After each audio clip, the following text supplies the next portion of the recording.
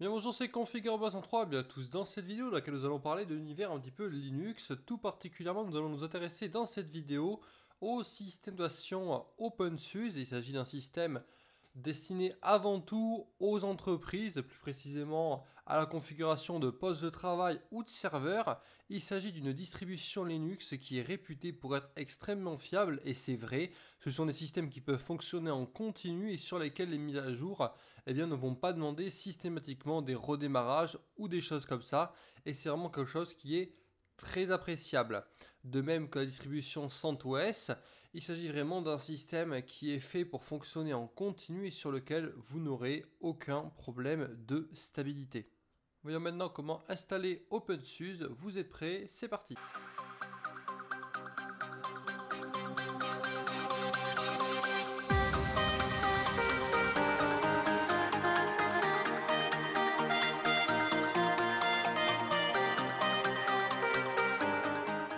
La première chose à faire sera de vous créer une clé USB bootable qui contient l'image ISO de OpenSUSE. Pour ce faire, vous trouverez en description le lien de mes précédentes vidéos qui vous explique comment créer une clé USB bootable et également le lien vers le site de OpenSUSE afin de pouvoir télécharger l'image ISO. Une fois ces deux premières opérations effectuées, vous pourrez alors connecter la clé USB à votre ordinateur, l'allumer et modifier l'ordre de boot dans BIOS afin qu'il démarre sur la clé USB. Et si tout se passe bien, votre ordinateur devrait alors vous afficher cet écran-là. Il vous suffira alors de choisir l'option installation et de patienter quelques secondes le temps du chargement du programme d'installation.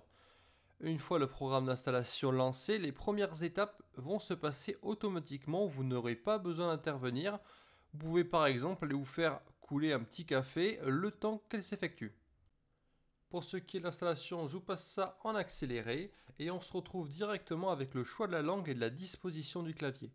Vous choisissez bien entendu la langue qui vous intéresse et pour la disposition également, c'est en fonction de votre clavier, s'il s'agit d'un clavier AZERTY ou QWERTY.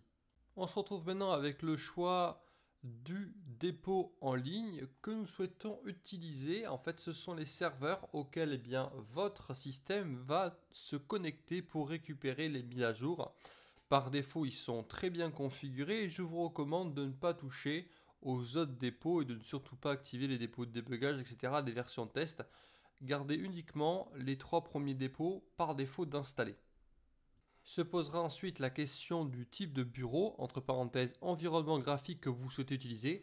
Il en existe plusieurs, par exemple l'environnement par défaut qui est le plus souvent utilisé, c'est l'environnement serveur, donc sans interface graphique, juste un terminal. Bien entendu, il en existe avec des bureaux comme celui de KDE, de GNOME ou encore XFCE ou le bureau générique de OpenSUSE. Pour ma part, je suis vraiment un grand fan de l'environnement XFCE et c'est souvent le type de serveur que je configure parce que pour des workstations, c'est vraiment ce qu'il y a de mieux à mon sens.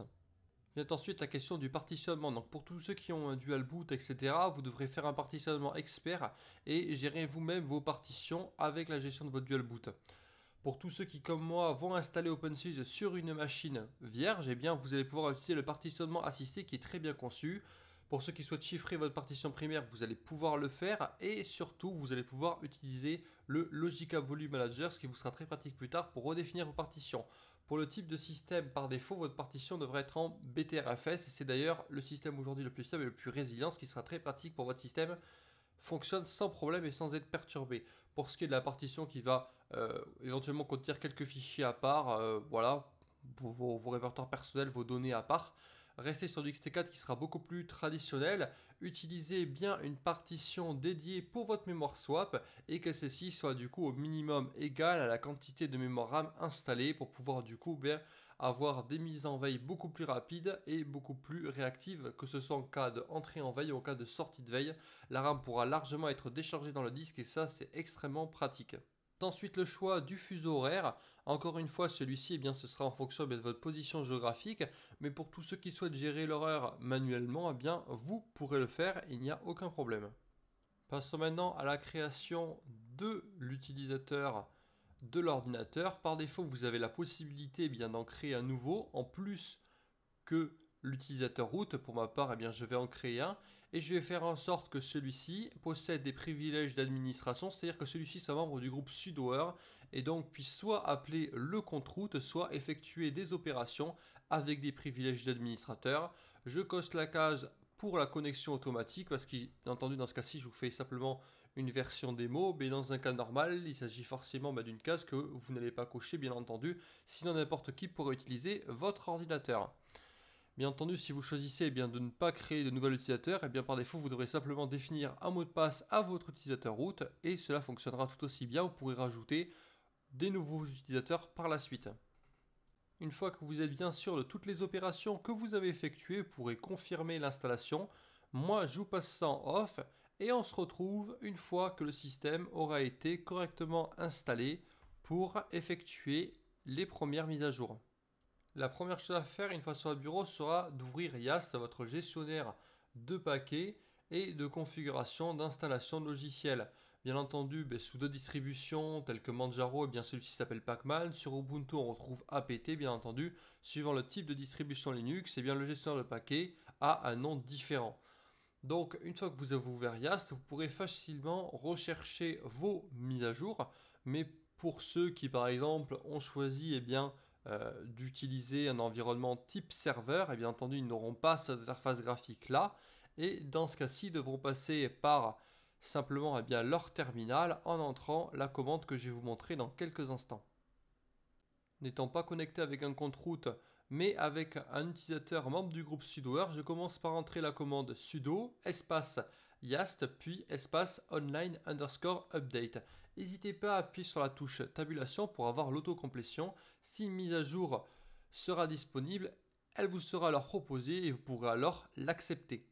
Une fois les mises à jour effectuées, n'hésitez pas à redémarrer votre ordinateur, cela ne lui fera que du bien. Cette vidéo est terminée, j'espère vraiment qu'elle vous a plu et c'est le cas, chez moi un gros j'aime en bas de celle-ci. N'hésitez pas à vous abonner à la chaîne pour ceux qui ne l'ont pas déjà fait et activer la petite cloche de notification pour être prévenu des nouvelles vidéos. C'était Configure 303, ciao.